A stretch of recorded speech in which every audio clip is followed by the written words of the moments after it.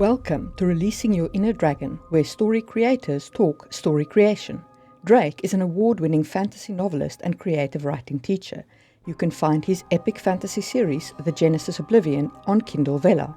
Marie runs a fantasy world-building channel called Just in Time Worlds, and her first book, The Hidden Blade, is available on Kindle Unlimited. We hope you enjoy this episode. Hello, everybody, and welcome once again to a Releasing Your Inner Dragon podcast with Drake and Marie, two writers talking about writing. The topic is probably my absolute favorite topic to talk about. We're going to talk about combat and writing fight scenes and all of that. It's such a big topic that in my classes, there's only two classes that I can't do in one 45-minute session. My thematic classes are 3 parts or 4 parts, depending on how deep you want me to go.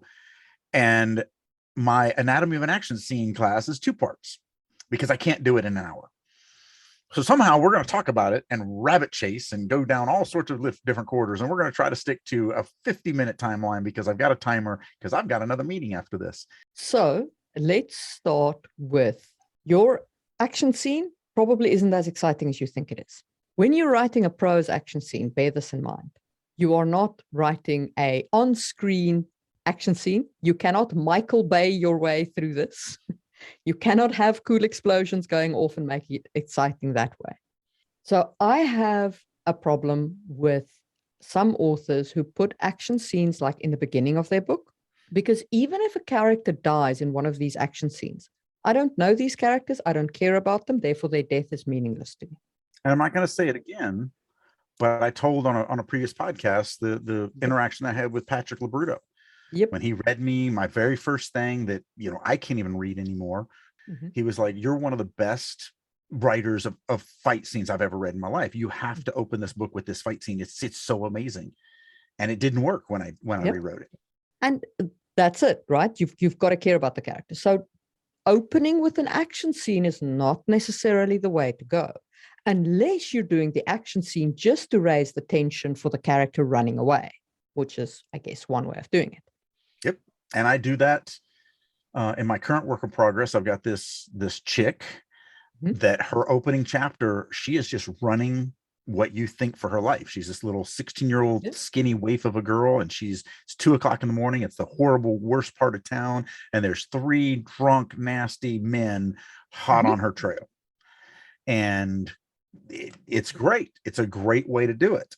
The other thing that I have a bugbear with is in the middle of a book, a long drawn out action sequence. Because if there is still 150 pages left to the story, that means that the stakes of this action scene is not death. The stakes here is something else. And you're just spending pages gratuitously explaining to me every sword stroke of this king character. And I don't like that. I get that. I have a lot of fight scenes. I have fight scenes at the beginning, in the middle, at the end.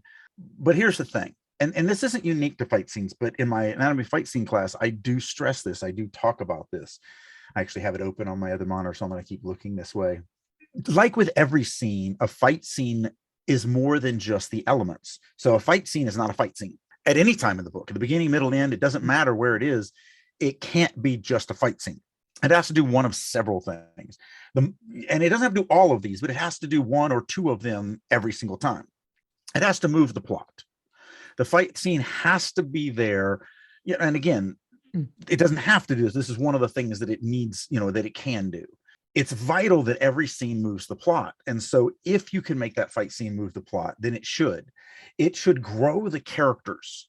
If they just dance through a scene and kill whatever and come out the other side without having learned anything, without having struggled with anything, without having doing anything, you've wasted. Like last night at my writers group, this one writer was describing this character's in a void and they have to call this portal and they're struggling with it.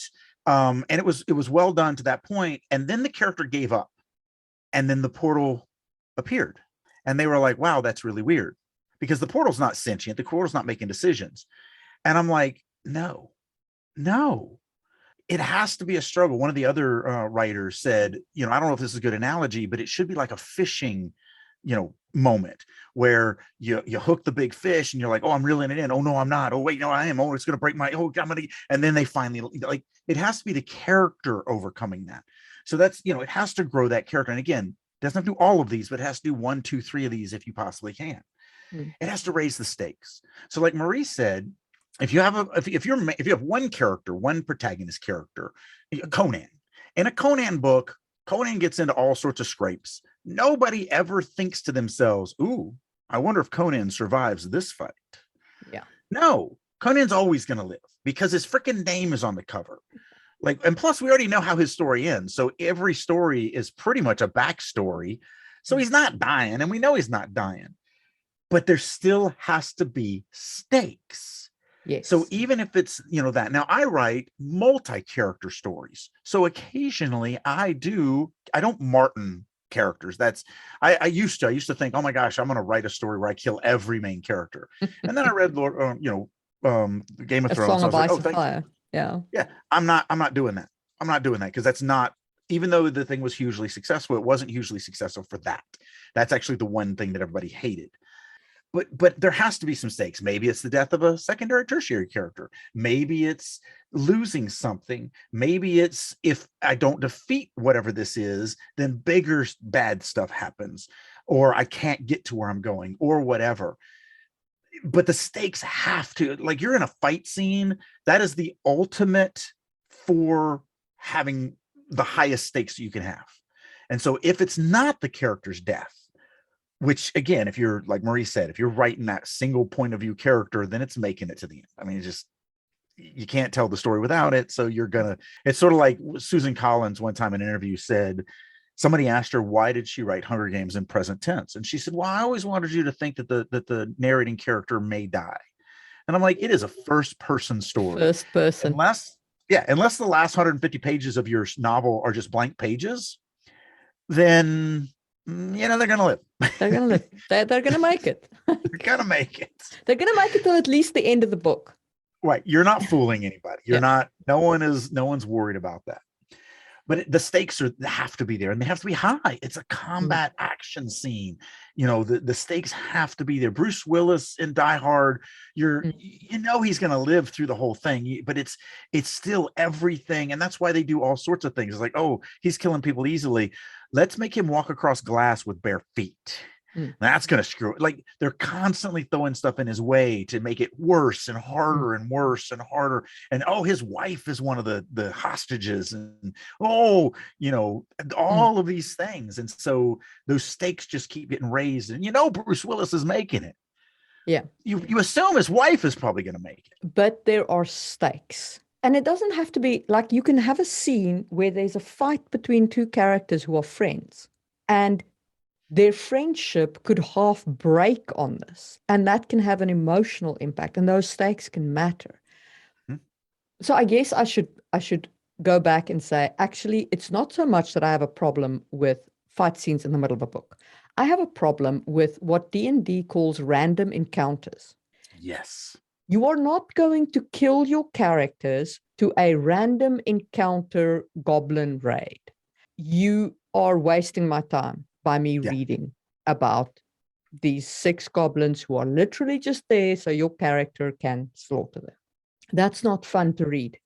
It's not even fun to play. If you ever GM for me, please don't throw random encounters at me. I hate them. They suck. Yeah, because there's no real stakes. No, there's no stakes. It's just I'm going to kill these green guys and take whatever loot they have. Yeah. And for role playing and stuff like that, I mean, I play a lot of role playing games. I still play D&D tabletop. I play a lot of Witcher and Skyrim and stuff like that. And it's the game I'm playing right now. I'm going to give a plug. I don't get paid from this company from this guy, because first of all, he doesn't even do it anymore. He's kind of abandoned. But one guy made one. I like rogue style games where it's just this mindless. You go through a dungeon, and you just get better equipment. But there's this game called, you can get it on your phone. It's called Dungeon of Slynn, Slynn. And it's frustrating because the game's simple. It's 30 levels. You start at the top, you go to the 30th level, you kill Slynn, you get out. You come back up through the 30 levels and you get out. And you die almost every time in level 3, 4, 5, 6, 7. Mm. If you make it to Slyn, he's going to kill you. But I've been playing it for like 10 years. And so I have, there's all these achievements. There's 5 characters you can play. I literally have beaten the game with all 5 characters. I've gone through, but it's very difficult. It's a very difficult game. And I love that. But the stakes are still there because it's still about trying, because what I'm trying to do is get those achievements. And so as a video game player now, like it's impossible to play the game without doing certain things like reading scrolls. But one of the achievements is beat the game without reading any scrolls. And so I'm like, well, God, because you need scrolls to up your armor and to make your weapons better and all this stuff. And crap, how am I going to do this? And so now, I'd make runs on that and try to do this because the stakes are still there for me. And so, yeah, it's when you are in those scenes, those middle scenes, and you're throwing goblins at the characters. Let's say we're doing that. And it is just a random encounter kind of thing. Look for a better reason. Look for something that really makes it stand out. My favorite video game of currently all time, and that'll probably change the next time, I go and buy a game. I haven't played it in a while, is Ghost of Tsushima. Now, I'm a big console player. I like my console gaming. That's pretty much all I play. So Ghost of Tsushima is a PlayStation game, PlayStation 4, and I love it. You start out as a samurai and you descend in honor into being a ninja. And it's just so beautifully done. Ghost of Tsushima starts out with a huge action scene. And I know I've just said, I don't like things that start with action scenes. But this starts out with a huge action scene. Little caveat before you continue, though. We are definitely talking different mediums here, and different mediums can get away with different things. 100%. But so what makes this battle that you start with unique is you lose. The main character, the Mongol horde is coming. They're coming to Tsushima Island. Your brave samurai led by your uncle, you charge the beach and they all die. You survive because you're tossed off your horse. It is one hell of an opening. you literally, right there at the beginning, you put the character right down on the floor. You're like, oh, you're a samurai. Look at you being all samurai-like. Look at you losing. Done. That's interesting. I don't know if I've ever played a game where it does it. So that's actually a plot device in video games that I hate. Okay. Because normally it happens as the mid-act 2 climax, where you've accumulated all these guns or weapons or magic or whatever, and then you get into the scene where somebody knocks you out and you wake up in a cell and you have nothing. I hate those because you can't even try to overcome whatever it was. I've never seen it happen at the very beginning before I've gone through all this stuff. So I'm gonna have to play that game. It's amazing. If you have not played Ghost of Tsushima, you have to play Ghost of Tsushima. The story alone, the story is just, Well, that'll have to be my next one. Beautiful. But yeah, it starts with this big action scene that the character loses, which is even more dramatic if you think about it in terms of a video game, because you're basically saying to the player, to the reader, you lose. You're putting me in a situation where I lose my first battle in the game, guaranteed. That is a brave move. But it is. If you really do it well, you can do it. But then you have to, and I mean, they do a lot of building in that initial scene. So you get the sense of okay, there's this Mongol horde coming in. My uncle is going to resist it. Your uncle's the governor of the island. There's lots of other samurai around you, and then you get this feeling of the Mongols are keeping coming. They're keeping coming. They're keeping coming. And then they pull out these tactics that you see as dishonorable. And you're like, no, honor will carry the day. And then honor doesn't carry the day. Well, it's sort of like the reason why the opening of Last of Us is so amazing. You play the little girl for a while, and then you switch to Joel, her father, and you play him for a little while too. They need to get you in that, and then and this love between the two, and then the little girl is killed, and you watch that. And so not only were you her, but you were her dad, and bought into the what he has to do because he's a single parent. And so you buy into all of that. And so it's one of the most breathtaking openings to a video game I've ever been a part of. Yeah. It all comes down to stakes. You have to, just writing a fight scene because your character is a badass is not good enough. So this happened in the realm early on. So that same prince character, his opening story, you don't know he's a prince. He's actually just this a Padawan for some other rangers. They got to fight this thing called a brood mother. It's a chaos spawn, and they're out in this magical forest, and they're alone, and they can't let this go. But they do find some alcohol. Basically, they're at a brewery, an old abandoned brewery, and so they find some boxes of alcohol that were left in there, and they were like, all right, Molotov cocktails. They don't call them Molotov cocktails, obviously. They call them firebombs, but they're Molotov cocktails. Like, rip some shirts, put them in there, light it up, throw it, boom. You'll and he's like, yeah, I can do this, and we're gonna surround them. And so that's the plan. And they're all like, yeah, we're gonna do this. It's gonna be great. He's waiting for the signal, and one of the rangers throws a bottle, and it hits, and it bursts into flame. He's like, okay, great. And he lights his, and he flings it, and then he transfers the bottle that he had, and he lights it, and he's like, this is gonna be great. We're just gonna sit here, and we're just gonna bomb this thing. And literally, when he transfers it to his other hand, one of the broodmother's children just comes out of nowhere, and so like the bottle goes flying and catches everything on fire around him, and like he's almost killed, and he just struggled. Like, so you thought this was going to be one thing, but the plan is never. No, they're going to fight to win. Yeah. And so the stakes just keep getting bigger and bigger and bigger. And then I'm not going to say everyone survives that encounter. Some people that you've fallen in love with that he really cares about. And so that raises the stakes even more and raises the stakes even more. And so, yeah, it's a combat scene and it's a fight scene, and this is the climax to that story. So this is the very end of it. Everything matters, and everything is about raising those stakes and moving the story and growing the character. He learns so much in that story, because the coolest thing is, even though he's a prince and even though he's well trained in combat, because he lived that type of life where he has that privilege, this is the first time, and you don't know this in the story, but it's the first time he ever kills anything. Yeah. And so in his next story, when he's back at the kingdom and he's talking to basically his mom, not really his mom's dead, but the woman he sees as mom, he's like, yeah, and I was so scared.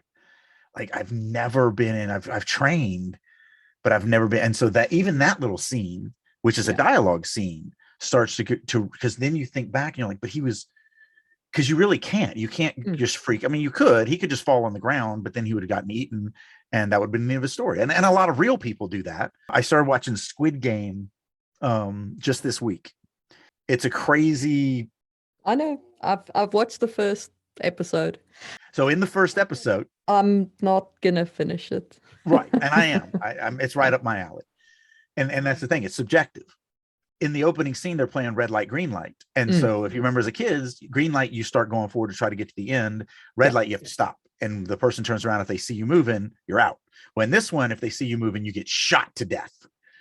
So when the first one happens, the players didn't know that they were going to die, that elimination means death.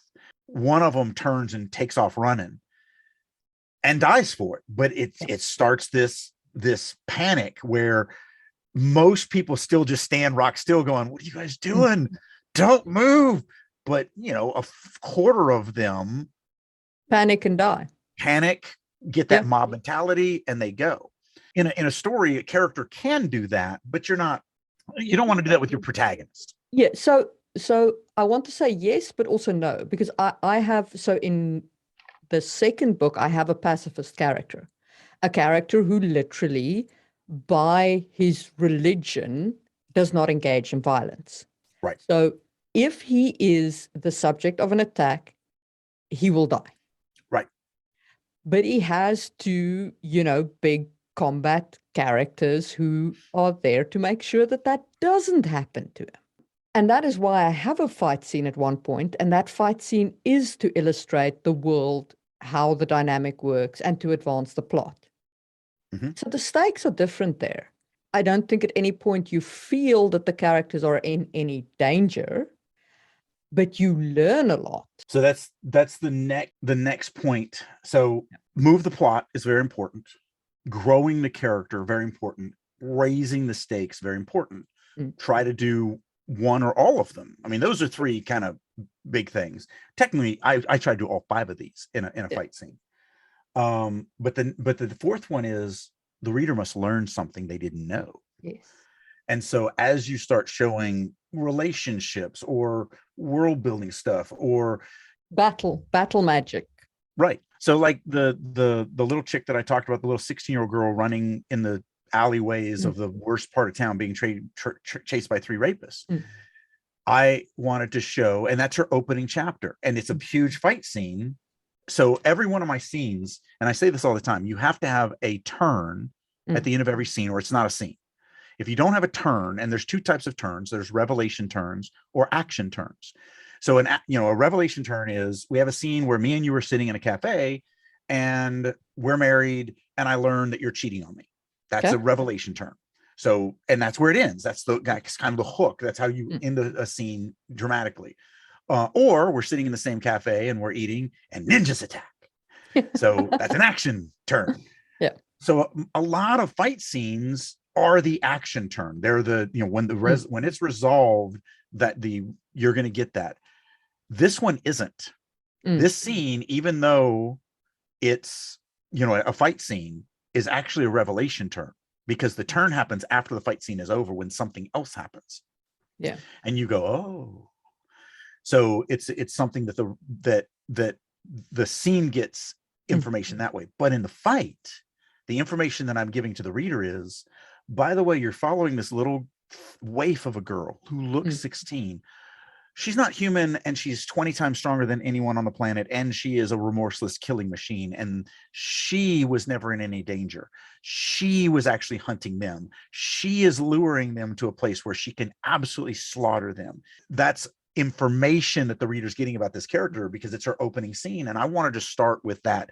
Bam, this is who you're following, so that it's all this information. So again, moving the plot, growing the character, raising the stakes, but showing the reader information that they didn't have before this fight. And the only way to get this information is this fight. Like, one of the coolest things about this chick is she used to be a dude in a different life. I mean, technically she's an entity that lives inside of shells. Yeah. So she was inside of a male shell before, and now she's inside of a female shell. But there's a massive scene that I wrote with that, where when she was a male, she kills and almost an entire army by herself. But it's about 70 well-trained, well-armed people. The fight scene has nothing to do with that, because I've already shown, there was a scene before that I show how freaking amazing he is in combat. This scene, even though it's a fight scene, you see almost none of the fight. You are in his head as he's reveling in the death and destruction that he's doing. So the whole point, and it is also a revelation turn, but also the message that the reader gets is, this guy is batshit crazy. Yes. Literally, he's the most unstable, most insane, most serial, he's the grand poobah of serial killers. And so you see very little of the fight. But then you don't linger on the fighting. Right. You're not describing how the sword swings and how boring would that be? Exactly. To literally describe this guy killing 70 people. Exactly. So, but that's it, right? Is sometimes authors linger on the physical description, and I'm like, it's not a movie, dude. I'm sorry, it's not a movie. You're never going to make it look like a movie in my head. Not the way like a big budget can, without putting too much prose in it. Do you understand what I'm saying? Like, so you're right. Visual medium is different than prose. So don't try and write Helm's Deep, the battle as shown by Peter Jackson. You know what I mean? I'll give you that. Yeah. Because again, I still feel that I do write the movie in the reader's heads. That's the number one thing I'm famous for. It's the number one thing that my reviewers are like, no one writes combat better than this guy. It's like you're there. It's like I'm watching this and feeling this and all of it. But it's because I'm in one person. Yeah. So if I was writing a battle scene and I wanted to write the whole battle scene, no, you're going to fail at that every time. Even so last night, one of the guys read a fight scene where he's in the head of this one chick in a bar fighting a couple guys, and her friend is like an android kind of thing. Not really. She's a cyborg, more better to say, because she's a human that's just got tons and tons of whatever. And the cyborg is fighting a mech. he starts off with the fight with the chick and who's the POV and fighting the people, but then he shifts over and he does the entire fight between the cyborg and the mech. And I'm like, but we're not in her head. And he's like, no, not at all. I'm like, then how am I, did she stop and just sit and watch this fight? And he's like, no, it's happening at the same time. I'm like, then I can't see it. Really, the only two things that you would see in the mech fight would be, because they charge each other into the center room and slam into each other, but now I'm in a fight. And so you do that. And then at the end of that, I look back and the cyborg has ripped the head of the mech off and he's laying on the ground. And that's it, because it's all I can get. I'm in this fight. I can't do all the fight. Even worse than that is when they head hop. Right. I read one thing where they were head hopping between different characters, right? So, and they didn't like do it kind of in line or anything like that. It wasn't that bad, but they did have these little hash marks, but it was only like a paragraph and then a paragraph and then a paragraph. And I was like, no, I can't. I'm sorry. You've lost me. You've lost me as a reader. Right. And that's fine. And I'm just going to play devil's advocate here. 100%. Farmers and Mercenaries, first book of the Genesis Oblivion saga. I do that between two characters. They're both in the same fight with this monster. And it's a paragraph of one and a paragraph of the next, but I don't repeat. So it's not like they're both happening simultaneously. It's this paragraph is this moment of time, and this paragraph is this moment of time, and then this paragraph is, I'm just giving it to you as they're both kind of reacting to this situation. And it works. It's the only time I've ever done it, though. Yeah. I don't know if I'll ever repeat that. I haven't read yours. I've only, read a different one, but it didn't work for me. I found it too jarring. It took a lot of my time to make sure that it flowed as one scene, but I was able, still being able to scene break, pop to the next character head, scene break, pop to the first character head, scene break, pop to the second character's head. So it was a lot of thinking about, I'm still only writing one scene. I'm still only writing one moment of time, but each are both concerned with, themselves, the other party, and not, defeating this. And they all have, and each one has their own motivation for how they're trying and why they're trying to overcome this. And so it just worked really well for that moment. Again, it's the only time I've ever done it. I think the reason why this didn't work for me, why this really didn't work for me, was because it was a bigger battle than two people. Right. Yeah, this is two people versus one monster. This person fighting this person and switching between the two fighting each other, and then switching to a different character, and then switching to this. And I was just like, I don't know what's going on. It is hard enough to understand a fight scene to start with, right? It is hard enough to visually think about what you're seeing in a fight scene to start with. Now you want me to do this in a disjointed POV experience. I'm out. Especially if you're dividing it between like a lot of people, and what you just said was also both sides. Yeah, 5 and both sides. Because I never, so the monster, I never slip into its head. So I don't give, its motivation is I'm going to eat you. Yeah. Like that's what it's doing. Yeah. That would be tough. Every student I've had, every class I give, every Q&A I do, one of the first questions is always one of these questions. And I always say, look, don't ask those. That's a wrong question. And it's always a can I question. So in my book, could I do X, Y, Z? Because the answer is always yes. The answer is always yes. Can I write a battle scene where I'm in 300 people's heads as I bounce around? Yes, you can. Yes. There's no limitation to prose. Yes, you can. That's not the question you should ask. The question you should ask is, will people enjoy it? Will it work for the audience? That's if I do this, will it find success with readers? And the answer to most of those are no. Like what you just said. Can you write a battle scene where you're in 5 different characters' heads, including their opponents? Yes, you can write that. Yeah. Will it be successful? Most times not. Probably not. And in that case, I might even be willing to say never not. It's just not going to work. That's way too much spreading it around. You might find readers for who that works. It definitely didn't work for me.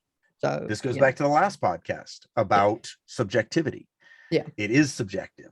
I mean, Squid Games is popular. Squid Games is massively popular. I watched one episode of it and I'm like, I'm not. You should watch the second episode. The second episode is where it hooked me. I might give it a second watch.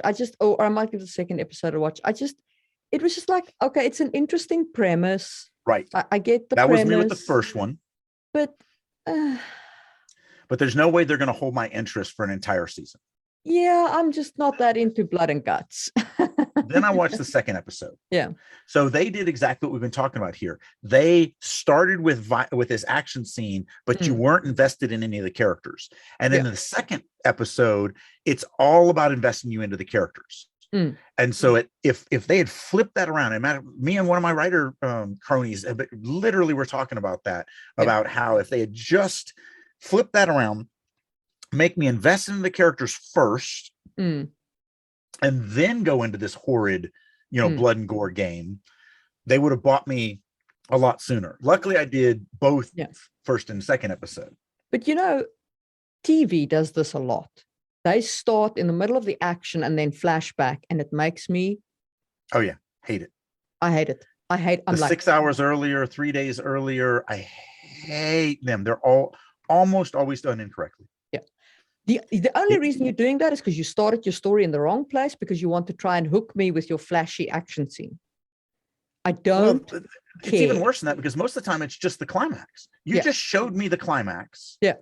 And now I'm going to go back and work up to the climax. That would have been really climactic had I not seen it coming. But since you've already shown it to me and I 100% know it's coming, then why am I watching this story?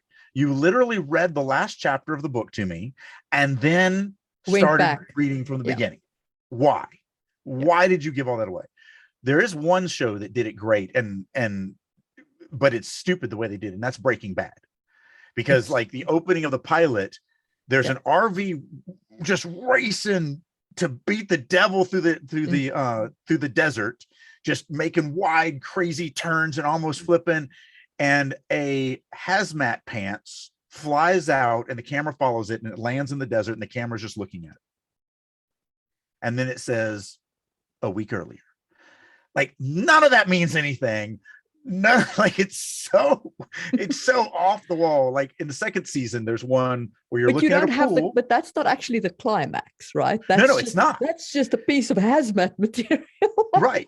Well, in the second season, or maybe the third season, whatever, in one of the later seasons, you're looking at the pool, but only about maybe a 3-foot chunk of the pool. So you see a little bit of the side and just water. And you're just looking at it. And then this teddy bear comes floating by and it's burnt and charred. And then it says 3 weeks earlier. What? Breaking Bad was a masterclass. Yeah. That was so good. That was such a good show. And so that was the only one that I say they nailed it with those, because they did it well. They're really so arbitrary and crazy, and they're just this. I just gotta see how we got to the burnt teddy bear in the pool. Whatever, get me there.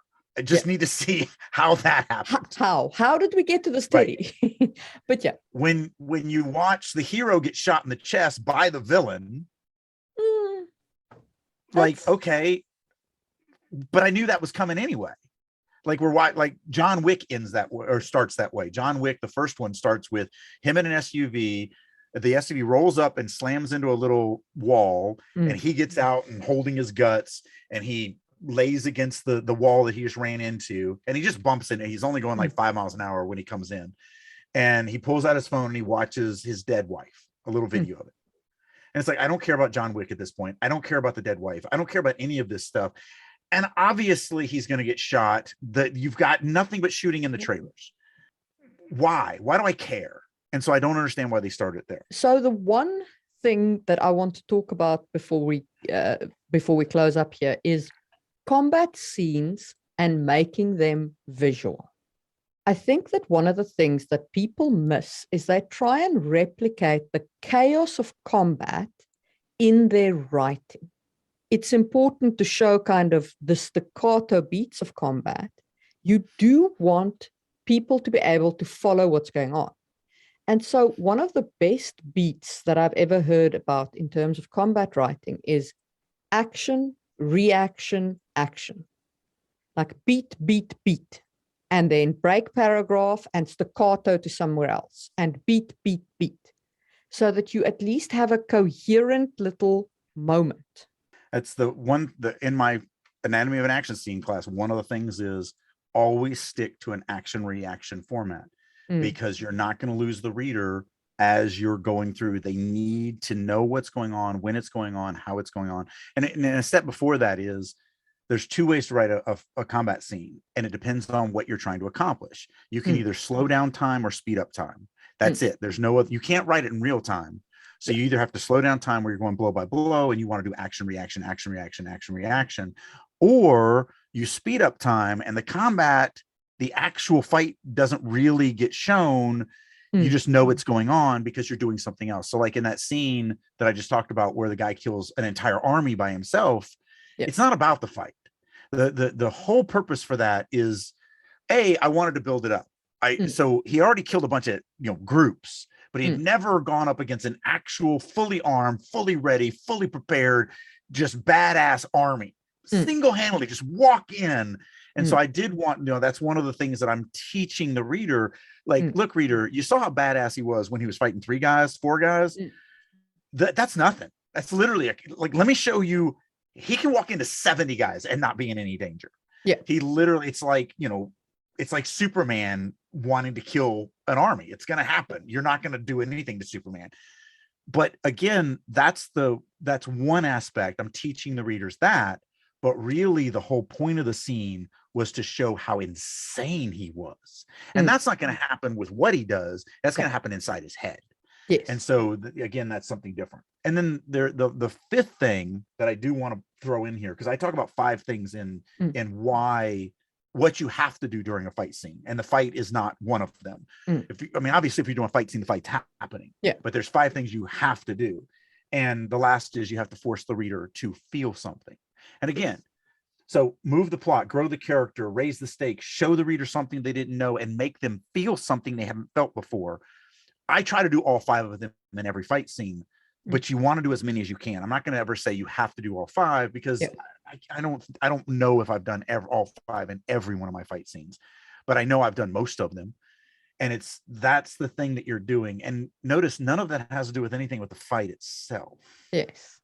It's about moving the plot, growing the character, raising the stakes, showing the reader something they haven't seen before, and forcing the reader to feel something that they haven't felt before. Yes, I'm fighting this guy in front of me, but really it's about those things. If you take nothing else from this podcast, take those 5 things from it. If you're writing a fight scene, it has to do at least one of these things. That is really the way it is. So if you're going to write a fight scene, you're not really writing a fight scene. The big thing about writing a fight scene is there's things that fight scenes can do that nothing else can do.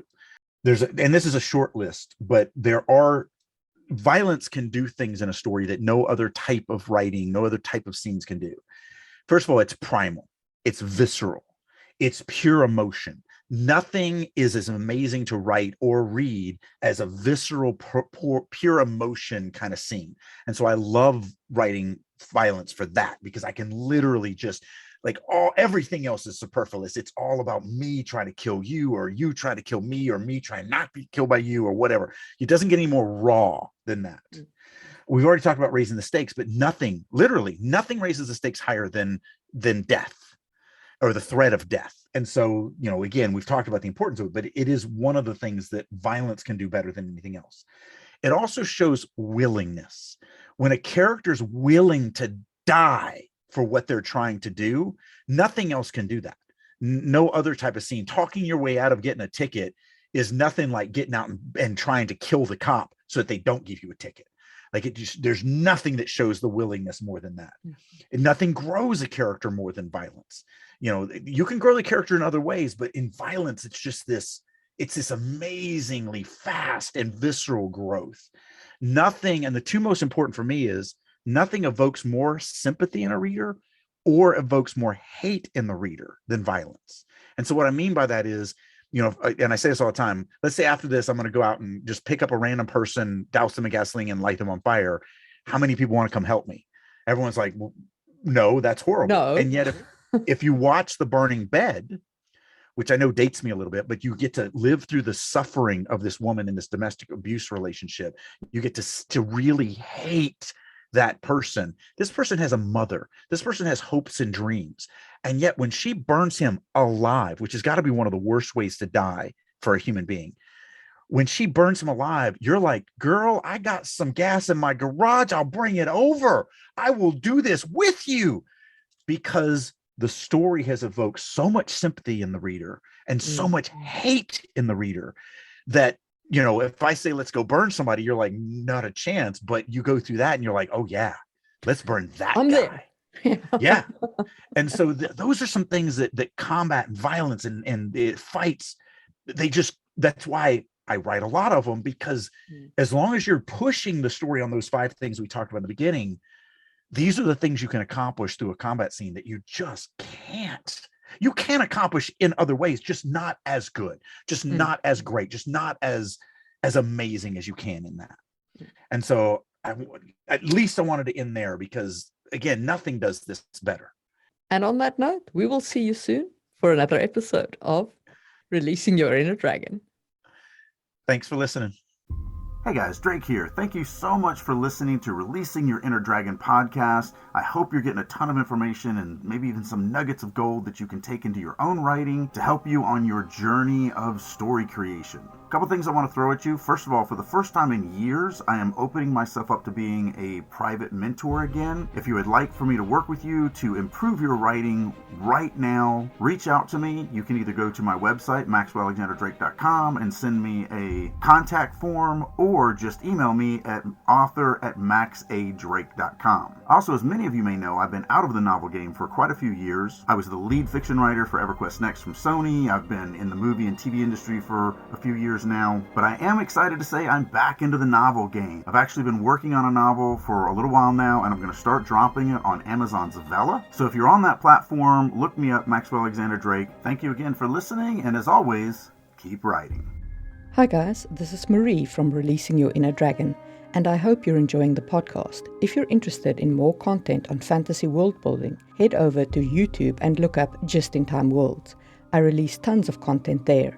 If you'd like to check out my book, The Hidden Blade by Marie M. Mullaney, it is available as an ebook, audiobook, and print book on Amazon. Thanks for listening, and see you soon.